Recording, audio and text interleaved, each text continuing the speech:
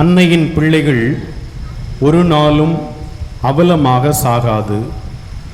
ஆண்டவர் இயேசுவில் என் அன்பிற்கினிய சகோதர சகோதரிகளே, நம்முடைய அன்னை ஜெயராக்கி அன்னையினுடைய ஆண்டு பெருவிழா 311ஆம் ஆண்டு பெருவிழாவின் 3வது நவநாள் திருப்பலியில் நாம் அனைவரும் இறை வார்த்தை பகிர்வுக்காக ஒரே குடும்பமாக இணைந்து வந்திருக்கின்றோம். இந்த நாளில் நாம் அன்னையை குறித்திய சிந்தனையை தொடங்குவதற்கு முன்பாக ஒரு பாடல் பாடி அன்னையை வாழ்த்தி இந்த மறையுரை சிந்தனைக்குள் கடந்து செல்லலாம். நமக்கெல்லாம் தெரிந்த ஒரு எளிமையான பாடல்தான். நான் பாட என்னோடு இணைந்து பாடுங்கள். அன்னையினுடைய நாமத்தை நாம் இணைந்து போற்றுவோம். பிள்ளை என்றும் வாழ நல்லது எல்லாம் தருவாள். பாடுங்க. பிள்ளை என்றும் வாழ நல்லது எல்லாம் தருவாள். அவர் உள்ளம் என்றும் மகிழ உண்மையின் வழி நாம் நடந்திடுவோம். அவர் உள்ளம் என்றும் மகிழ உண்மையின் வழி நாம் நடந்திடுவோம். தாயின் மடிதான் உலகம், அவள் தாளை பணிந்திடுவோம். தாயின் மடிதான் உலகம், அவள் தாளை பணிந்திடுவோம். அவள் சேயின் மடிதான் மோட்சம், நம் சேசுவை தொழுதிடுவோம். தாயின் மடிதான் உலகம், அவள் தாளை பணிந்திடுவோம். இறைவனின் அன்னையாம் புனித கன்னிமரியே, எங்களுக்காக வேண்டிக் கொள்ளும். புனித அமலோற்பு அன்னையே, எங்களுக்காக வேண்டிக் கொள்ளும். புனித விண்ணேற்பு அன்னையே, எங்களுக்காக வேண்டிக் கொள்ளும். முப்பொழுதும் கன்னியான புனித மரியாயே, எங்களுக்காக வேண்டிக் கொள்ளும். எங்கள் பாதுகாவலியாகிய புனித ஜெயராக்கி அன்னையே, எங்களுக்காக வேண்டிக் கொள்ளும். அன்பிற்கினியவர்களே, இன்றைய நாளில் நாம் அன்னையினுடைய பிள்ளைகள் ஒரு காலம் அவலமாக சாகாது என்ற தலைப்பின் கீழ் நாம் சிந்திக்க இருக்கின்றோம். அன்னை என்பவர் எல்லோருக்கும் உயிர் போன்றவர். அதிலும் குறிப்பாக தமிழ் சமூகத்தில் இருக்கின்ற நம் ஒவ்வொருவருக்கும் அன்னை என்பவர் நம் இதயத்திற்கு நெருக்கமாக இருக்கின்றார். அதைதான் நம்முடைய அன்றாட வாழ்க்கையில் நாம் கற்று தெரிந்திருக்கின்றோம். வழக்கமாக சொல்வார்கள், தாயை போல பிள்ளை, நூலை போல சேலை. தாய் எப்படி இருக்கின்றாரோ அதை பொறுத்துதான் அந்த பிள்ளை உடைய வளர்ச்சி இருக்கும். ஒரு குடும்பத்தை வழிநடத்துகின்ற பொறுப்பு தாயிடம் ஒப்படைக்கப்பட்டிருக்கின்றது. அதன் காரணமாக தான் தமிழ் சமூகத்தை சொல்வார்கள், அது தாய் வழி சமூகம். ஒரு குடும்பத்தை கட்டுக்கோப்பாக வழிநடத்தியது தாய். அந்த வீட்டில் இருக்கின்ற பிள்ளைகளை, அந்த வீட்டு நடைமுறைகளை சரியாக ஒழுங்குபடுத்துபவர் தாய். அந்த விதத்தில் பார்க்கின்ற போது நாம் அன்னை மரியாளை எந்த அளவிற்கு நாடி வருகின்றோமோ அதை பொறுத்துதான் நாம் ஆண்டவர் இயேசு கிறிஸ்துவை இன்னும் அதிகமாக அறிந்து கொள்கின்றோம். அதன் காரணமாக தான் பொதுவாக சொல்வார்கள், யார் ஒருவர் அன்னையை விட்டு விலகி செல்கின்றாரோ அவர் கண்டிப்பாக அவர் மகன் இயேசுவை விட்டும் விலகி சென்று விடுவார். காரணம் என்னவென்றால், அன்னையின் வழியாக நாம் இயேசுவிடம் செல்கின்றோம். அதைதான் அன்னை நமக்கு சுட்டி காட்டுகின்றார். எனவே அன்னை மரியாளை நாம் நினைத்து பார்க்கின்றோம் என்றால் நாம் இயேசுவிடம் அவர் நம்மை இழுத்து செல்கின்றார். அன்பிற்கினியவர்களே, அன்னை மரியாளுடைய அந்த பக்தி என்பது தனிப்பட்ட வாழ்க்கையில் மிக முக்கியமானது என்பதை பல புனிதர்களுடைய வாழ்வில் நாம் கற்றுக்கொள்கின்றோம். குறிப்பாக சொல்ல வேண்டுமென்றால் புனித ஜான் மரிய வியானி. புனித ஜான் மரிய வியானியுடைய வாழ்க்கையில் நடந்த ஒரு நிகழ்வாக சொல்வார்கள். ஜான் மரிய வியானி அந்த அளவிற்கு படிப்பில் தேர்ச்சி பெற்றவர் இல்லை என்று சொல்கின்ற போது, அவருக்கு குறிப்பிட்ட வருகின்ற நாள் வந்தபோது அந்த ஆயர் கேட்கின்றார், குருத்துவத்திற்கு இவரை தேர்ந்து கொள்ளலாமா? அப்போது இவர் படிப்பில் கொஞ்சம் பின்தங்கி இருக்கின்றார். பிறகு மீண்டும் ஆயர் ஒரு கேள்வினை கேட்கின்றார், அன்னை மரியாளிடம் இவருக்கு பக்தி உண்டா? அப்போது அந்த பொறுப்பு தந்தை சொல்கின்றார், அன்னை மரியாள் தான் இவருக்கு எல்லாம். அன்னை மரியாளுக்கு இவர் முதன்மையான இடத்தை தன் வாழ்க்கையில் கொடுக்கின்றார். அப்படி என்றால் கண்டிப்பாக இவர் குருவாக திருநிலைப்படுத்தப்பட வேண்டும். அப்படி திருநிலைப்படுத்தப்பட்டு இன்று குருக்களின் பாதுகாவலராக இருக்கின்றவர் தான் புனித ஜான் மரிய வியானி. எனவே அன்னை மரியாள் வழியாக நாம் அனைத்து நிறைவையும் பெற்றுக்கொள்கின்றோம். இன்னும் ஒரு புனிதரை சொல்ல வேண்டுமென்றால் புனித அகுஸ்தினார். அகுஸ்தினார் இன்று திருச்சபையில் மிகப்பெரிய ஒரு புனிதராக போற்றப்படுகின்றார். அந்த புனிதருடைய மனமாற்றத்திற்கு காரணம் யார்? அவருடைய தாய் மோனிகா. 18 ஆண்டுகளுக்கு மேலாக அந்த தாய் அவருக்காக ஒவ்வொரு நாளும் அவருடைய மனமாற்றத்திற்காக ஜெபம் செய்தார். அதன் காரணமாக அவர் மிகப்பெரிய புனிதராக மாறி திருச்சபையில் மிக முக்கியமான ஒரு புனித நிலையில் இருக்கின்றார். எனவே இந்த அன்னையினுடைய ஜெபம், அன்னையினுடைய வழிபாடு, பக்தி என்பது நம் வாழ்க்கையில் இரண்டர கலந்து இருக்கின்றது. அது மட்டுமல்ல, நம்முடைய தமிழ்நாட்டில் திருத்தல பேராலயங்கள், மைனர் பஸ்லிக்காவை எடுத்து பாருங்கள். அதில் அதிகமாக அன்னை மரியாளுக்கு அர்ப்பணிக்கப்பட்ட ஆலயங்கள் தான். குறிப்பாக சொல்ல வேண்டுமென்றால் நம்முடைய வேளாங்கண்ணி அன்னையினுடைய ஆலயம், திருத்தல பஸ்லிக்கா. அதே போல குளித்துறை மறை மாவட்டத்தில் இருக்கின்ற மரியன்னை பேராலயம், தூத்துக்குடியில் இருக்கின்ற பனிமை அன்னை பேராலயம், காமநாயக்கன்பட்டியில் இருக்கின்ற பர்லோக அன்னை பேராலயம், கோயமுத்தூர் கருமத்தப்பட்டியில் இருக்கின்ற மரியன்னை பஸ்லிக்கா, பூண்டி மாதா பஸ்லிக்கா, இவையெல்லாம் அன்னை மரியாளுக்காக உயர்த்தப்பட்ட திருத்தல பேராலயங்கள். அப்படி என்றால் இந்த இடங்களுக்கெல்லாம் மக்கள் சாறை சாறையாக ஒவ்வொரு ஆண்டும் பல ஆயிரம் மக்கள் படையெடுக்கின்றார்கள். இதற்கெல்லாம் காரணம் என்ன? நாம் எல்லாம் அன்னையோடு இணைந்திருக்கின்றோம். தமிழ் மரபு என்பது அன்னையோடு இரண்டர கலந்து இருக்கின்றது. அண்மையில் கூட நாம் ஒரு செய்தியை பார்த்து அப்படியே மனம் கலங்கியிருப்போம். 2 நாட்களுக்கு முன்பாக ஜபல்பூர் என்ற அந்த மாநிலத்தில் ஒரு படகு விபத்து. மாலை 6 மணிக்கு புறப்பட்ட படகு, 29 பயணிகளோடு சென்ற படகு விபத்துக்கு உள்ளாகிவிட்டது. பிறகு அதில் தேடுதல் பணியில் ஈடுபட்ட போது 9 நபர்கள் இறந்த நிலையில் கண்டுபிடிக்கின்றார்கள். அதில் ஒரு தாய் தன்னுடைய ஒரே மகனை அவர் அணைத்து வைத்துக் கொள்கின்றார். அதை குறித்து பல்வேறு விதமான செய்தி ஊடகங்கள் சொல்கின்றது. தாய்க்கு மின்றிய சக்தி எதுவும் கிடையாது. அன்னை தன் மகனை மரணத்திலும் பிரியாமல் இருக்கின்றார். அந்த நாளை நாம் அன்னையர் தினமாக கொண்டாட வேண்டும் என்று பல்வேறு விமர்சனங்களை நாம் பார்க்கின்றோம். அப்படி என்றால் நாம் ஒட்டுமொத்த சமூகம் என்பது அன்னையோடு நம்மை நெருங்கி தொடர்பு வைத்திருக்கின்றது. எனவே நாமும் அந்த அன்னைக்கு நாம் திருவிழா எடுக்கின்றோம் என்றால் நமக்கும் அந்த அன்னைக்கும் இருக்கின்ற உறவு எப்படி இருக்கின்றது என்று நாம் சிந்தித்து கடமைப்பட்டிருக்கின்றோம். நம்முடைய அன்னை ஜெயராக்கினி அன்னை. ஜெயம் என்றால் வெற்றி. அவர் வெற்றியினை சுவைத்திருக்கின்றார். குறிப்பாக நம்முடைய அன்னையினுடைய பெருவிழாவை நாம் பாஸ்கா காலத்தில் கொண்டாடி மகிழ்ந்து கொண்டிருக்கின்றோம். பாஸ்கா காலம் என்பது கிறிஸ்துனுடைய வெற்றியை நாம் கொண்டாடுகின்றோம். அவர் உயிர்ப்பின் வழியாக நமக்கு வெற்றியை தந்திருக்கின்றார். கிறிஸ்து பாடுபட்டு இறந்து அவர் உயிர்த்தெழுந்து நமக்கு வெற்றியை தந்திருக்கின்றார். எனவே அந்த உயிர்ப்பு காலத்தில் இந்த ஜெயராக்கினி அன்னையினுடைய விழாவை கொண்டாடுகின்றோம் என்றால் அவரும் வெற்றியினை கொடுத்திருக்கின்றார். அவர் பாவத்திலிருந்து வெற்றியை பெற்றிருக்கின்றார், மரணத்திலிருந்து வெற்றியை பெற்றிருக்கின்றார், சாவிலிருந்து வெற்றியை பெற்றிருக்கின்றார். எனவே அந்த அன்னையை நாடி வருகின்ற நாமும் இந்த மூன்றிலிருந்தும் கண்டிப்பாக வெற்றியை பெற முடியும் என்பதை தான் இந்த நாளில் நாம் பெற்றுக்கொள்கின்றோம்.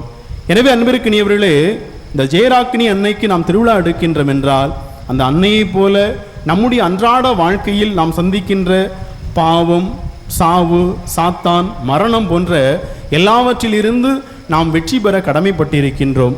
அந்த வெற்றியை நாம் எப்படி பெற முடியும் என்பதற்கு அந்த அன்னை நமக்கு முன்மாதிரியாக இருக்கின்றார். எனவே அன்பிற்கினியவர்களே, அந்த அன்னையின் வெற்றியை கொண்டாடும் விதமாக தான் நாம் நம்முடைய அன்றாட அந்த திருச்சபை அந்த நாளேடில் பார்க்கின்றோம். ஒவ்வொரு மாதமும் அன்னைக்கு சிறப்பான விழாக்கள் இருக்கின்றன. ஜனவரி மாதம் 1ஆம் தேதி முதல் டிசம்பர் மாதம் வரை மாதாவுக்கு என்று எல்லா மாதமும் ஏதாவது ஒரு திருவிழா இருக்கின்றது.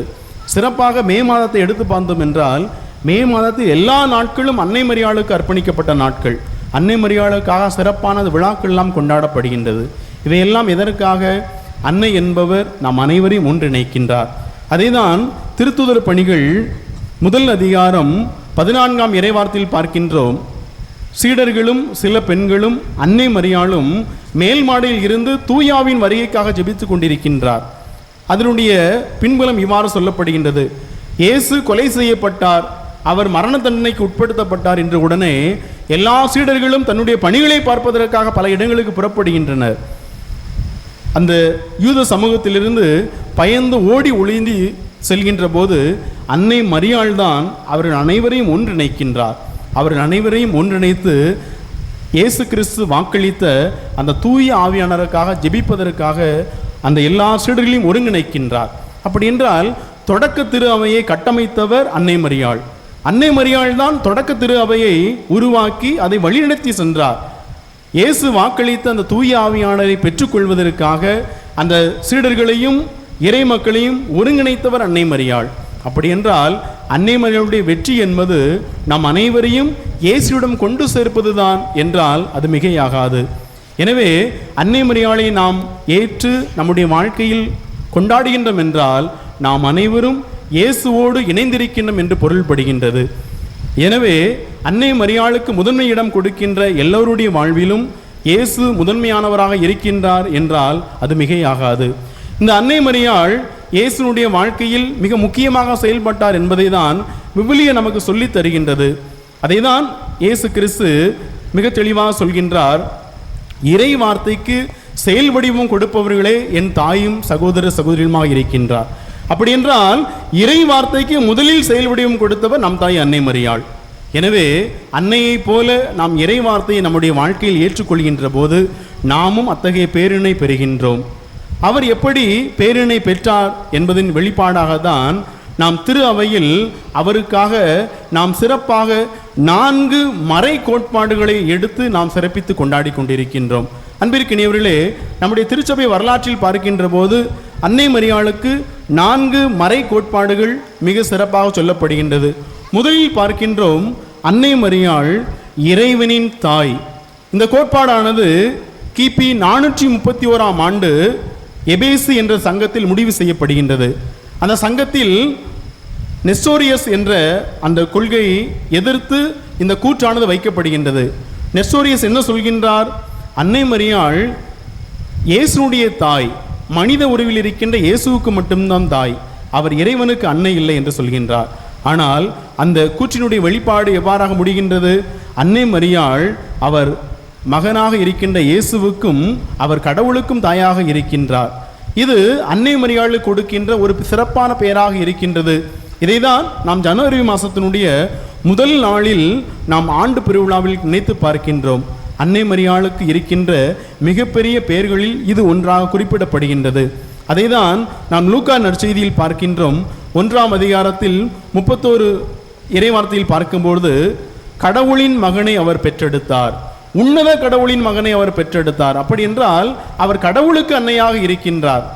எனவே திருச்சபையினுடைய பாரம்பரியத்தை பார்க்கின்ற போது அன்னை மரியாளுக்கு அவர்கள் எந்த அளவிற்கு முக்கியத்துவம் செய்திருக்கின்றது, அதே போல நாமும் நம்முடைய வாழ்க்கையில் அன்னையை உயர்த்த கடமைப்பட்டிருக்கின்றோம். இரண்டாவது பார்க்கின்றோம், அன்னை மரியாளுக்கு நாம் உயர்வினை கொடுக்கின்ற ஒரு கோட்பாடு, அன்னை மரியாள் என்றும் கன்னியாக இருக்கின்றார், அவர் முப்பொழுதும் கன்னியாக இருக்கின்றார். இயேசுவை பெற்றெடுப்பதற்கு முன்பாகவும் இயேசுவை பெற்றெடுத்த பிறகும் இயேசுவை பெற்றெடுக்கின்ற போதும் அவர் முழுவதும் கன்னியாக இருக்கின்றார். அதைதான் கிபி 553ஆம் ஆண்டில் நாம் நினைத்து பார்க்கின்றோம். அன்னை மரியாள் முப்பொழுதும் கன்னி. அவர் இயேசுவை பெற்றெடுப்பதற்கு முன்பாக இறைவனின் தனிப்பட்ட சலுகையின் காரணமாக தேர்ந்தெடுக்கப்படுகின்றார். அவர் இறைமகனை பெற்றெடுக்க வேண்டும் என்பதற்காக கடவுளால் முன்குறித்து வைக்கப்பட்டு அவர் தேர்ந்தெடுக்கப்படுகின்றார்.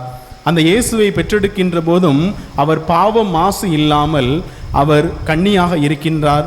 அதே போல இயேசுவை பெற்றெடுத்த பிறகும் அவர் கன்னியாக இருந்ததாக திருச்சபையினுடைய அந்த வரலாற்று பாரம்பரியத்தில் பார்க்கின்றோம். இது அன்னை மரியாளுக்கு நாம் செய்கின்ற இரண்டாவது சிறப்பு. அதே போல மூன்றாவது பார்க்கின்றோம், அன்னை மரியாள் அமல உறுப்புவி என்று நாம் ஏற்றுக்கொள்கின்றோம். இது அன்னை மரியாளுடைய கன்னித்தன்மையை போற்றுகின்றோம். இதை 1254ஆம் ஆண்டு திருத்தந்தை 9ஆம் பயஸ் இதை வெளிப்படுத்துகின்றார். இதை உறுதிப்படுத்தும் விதமாக தான் லூர்து நகரில் பெருந்தந்த சிறுமிக்கு 1858ஆம் ஆண்டு அதை உறுதிப்படுத்துகின்றார். பெருந்தத்துக்கு அந்த காட்சியில் கொடுக்கின்ற போது அன்னை மரியாள் என்ன சொல்கின்றார்? நாமே அமல உறுப்பவோம், நாம் கன்னியாக இருக்கின்றோம். அமலொருப்பு அன்னையின் விழாவை தான் நாம் டிசம்பர் மாதம் 8ஆம் தேதி கொண்டாடுகின்றோம். அப்படி என்றால் அவர் பிறக்கும் போதே அவர் கன்னியாக இருந்தார். காரணம், அவர் இறைமகனை பெற்றெடுக்கப் போகின்றார். எனவே கடவுள் அவரை பாவத்தின் நிலையை ஏற்காமல் அவர் கன்னியாக பெற்றெடுக்கின்றார். இது அன்னை மரியாளுக்கு திருச்சபை கொடுக்கின்ற ஒரு 3வது சிறப்பாக இருக்கின்றது. 4வது பார்க்கின்றோம், அன்னை மரியாள் இந்த மண்ணக வாழ்வு முடிந்த பிறகு அவர் உடலோடும் ஆன்மாவோடும் விண்ணுக்கு எடுத்துக்கொள்ளப்படுகின்றார்.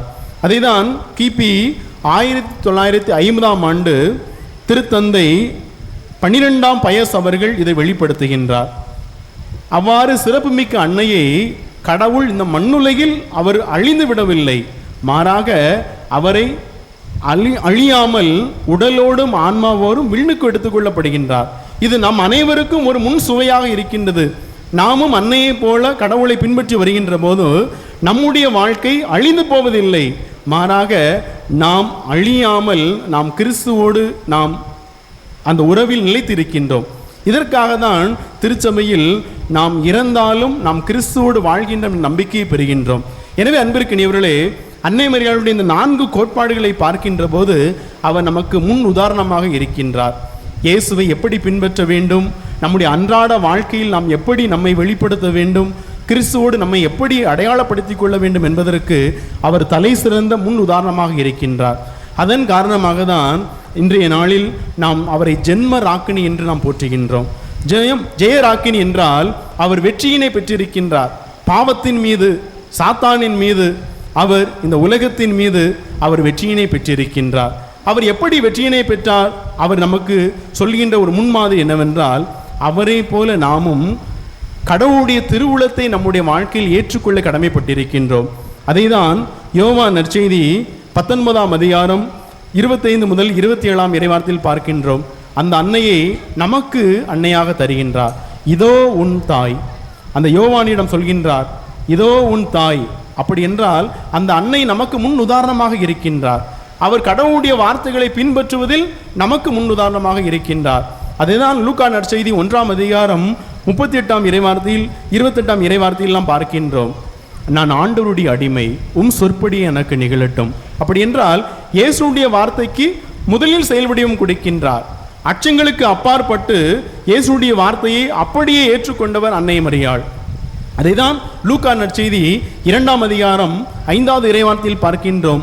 அங்கு திராட்சரசம் தீர்ந்த போது எல்லோரும் பதபதக்கின்றார்கள். அன்னை மரியாள் என்ன சொல்கின்றார்? அவர் உங்களுக்கு சொல்வதை எல்லாம் செய்யுங்கள். அப்படி என்றால் கடவுள் சொல்கின்ற, இயேசு கிறிஸ்து சொல்வதை முதலில் செயல்படுத்தியவர் அன்னை மரியாள். இன்னைக்கு நம்முடைய வாழ்க்கையில் அதே அன்னையை நாம் பின்பற்றுகின்றோம் என்றால் நாம் கடவுளுக்கு முன்னுரிமை கொடுக்க வேண்டும்.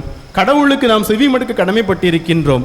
அவர் இன்று ஜெயராக்கினியாக இருக்கிறார் என்றால் கடவுளுக்கு முன்னுரிமை கொடுத்ததின் காரணமாக தான். இன்று நம்முடைய அன்றாட வாழ்க்கையில் நாம் கடவுளுக்கு முன்னுரிமை கொடுக்க முடியுமா? கடவுளுக்கு முன்னுரிமை கொடுக்க வேண்டும் என்றால் என் வாழ்க்கையில் என்ன நடந்தாலும் நான் கடவுளை சார்ந்திருப்பேன். சில நேரங்களில் துன்பமாக இருக்கலாம், துயரமாக இருக்கலாம், மகிழ்ச்சியாக இருக்கலாம், பெருமைக்குரிய விஷயமாக இருக்கலாம். என்ன நடந்தாலும் நான் கடவுளுக்காக முன்னுரிமை கொடுப்பேன். கடவுள்தான் என் வாழ்க்கையில் முதன்மையானவர் என்று நாம் முன்னுரிமை கொடுத்தால் அதில்தான் நம்முடைய மாட்சி அடங்கி இருக்கின்றது. அதில்தான் அன்னை மரியாள் நமக்கு முன் உதாரணமாக இருக்கின்றார். எனவே அன்பிற்கினியவர்களே, நம்முடைய அன்றாட வாழ்க்கையில் நாம் நம்முடைய செயல்பாடுகளில் இறைவனுக்கு முன்னுரிமை கொடுப்போம். நம்முடைய தனிப்பட்ட ஜெபமாக இருக்கலாம், நம்முடைய இறை வேண்டலாக இருக்கலாம், எல்லாவற்றிலும் அன்னை மரியாளை போல கடவுளை முன்னிறுத்துவோம். அதை அனைத்தையும் ஏற்றுக்கொள்வோம். அதே போல அன்னை மரியாள் தாழ்ச்சியினுடைய சின்னமாக இருக்கின்றார். அவர் கடவுளை ஏற்றுக்கொள்வது தாழ்ச்சியின் காரணமாக தான். அந்த தாழ்ச்சியின் காரணமாக தான் கடவுள் அவரை மிகப்பெரிய உயரத்தில் வைக்கின்றார். அவரை எல்லாவற்றிற்கு மேலாக உயர்த்துகின்றார். நம்முடைய அன்றாட வாழ்க்கையில் இந்த தாழ்ச்சி என்பது மிகவும் அவசியமான ஒரு பண்பாக இருக்கின்றது. இன்று உலக நடைமுறையில் பார்க்கின்றோம், தாழ்ச்சி எப்படி கருதப்படுகின்றது? தாழ்ச்சி என்பது ஒரு புறம்பே தள்ளப்படுகின்ற ஒரு இழிவான ஒரு பண்பாக கருதப்படுகின்றது. ஆனால் அன்னை மரியாள் தாழ்ச்சியின் வழியாக இந்த உலகத்தை வென்றார். தாழ்ச்சியின் வழியாக அவர் மாட்சியினை பெற்றார். அப்படி என்றால் நம்முடைய அன்றாட வாழ்க்கையில் நாம் ஒருவர் மற்றவரோடு இணைந்து செல்ல வேண்டும், தாழ்ச்சியின் ஆடையாக இருக்க வேண்டும். இன்று குடும்பத்தை பாருங்கள், பல குடும்பங்கள் பிரச்சனைக்கு வருவதற்கு முக்கியமான காரணம் என்ன? ஒருவர் மற்றவரை விட்டு கொடுத்து போவதில்லை. விட்டு கொடுக்காத மனநிலை இருக்கின்ற போது நாம் ஒருவர் மற்றவரோடு இணைந்து செல்வதில்லை. குடும்பத்தில் நிம்மதி மகிழ்ச்சி இல்லாமல் போய்விடுகின்றது. எனவே அன்னை மரியாள் இன்று ஜெயராக்கினியாக இருக்கிறார் என்றால் அவர் தாழ்ச்சியின் வழியாக அந்த வெற்றியினை பெற்றார். நம்முடைய வாழ்க்கையில் தாழ்ச்சிக்கு முன்னுரிமை கொடுப்போம். அதே போல அன்னை மரியாள் நம்பிக்கையில் நமக்கு முன்மாதிரியாக இருக்கின்றார். எல்லாம் இழந்து போன சூழ்நிலையிலும் அவர் நம்பிக்கையின் ஆடையை கொண்டிருந்தார். உலகம் முழுவதும் இருட்டாக இருந்த நிலையிலும் அவர் நம்பிக்கைக்கு முன்மாதிரியாக இருந்தார். எல்லா சீடர்களும் இயேசு விட்டு ஓடி போன நேரத்திலும் அவர் இயேசுவோடு வழி நடந்தார். காரணம் என்னவென்றால் அவருக்கு தெரியும் தன் மகன் இந்த உலகத்தை மீட்டெடுப்பதற்காக அவர் பாடுகள் பட வேண்டும், அதன் வழியாக அவர் உயிர்ப்பின் மாட்சியை பெற வேண்டும். எனவே அன்பிற்கினியவர்களே, அவர் நம்பிக்கையை நமக்கு முன்மாதிரியாக இருக்கின்றார். நம்முடைய வாழ்க்கையில் சிறு சிறு தோல்விகள் மன தளர்ச்சிகள் வருகின்ற போது நாம் நம்பிக்கையில் நிலைத்திருக்க வேண்டிய கடமை இருக்கின்றது. நாம் அன்னை மரியாளுக்கு விழா எடுத்து சிறப்பிக்கின்றோம் என்றால் சிறு சிறு வாழ்க்கையில் தோல்விகள் வருகின்ற போது மனம் தளராமல் அன்னையைப் போல நம்பிக்கையில் உறுதியுள்ளவர்களாக இருந்தோம் என்றால் நாமும் அன்னையைப் போல வெற்றி பெறலாம்.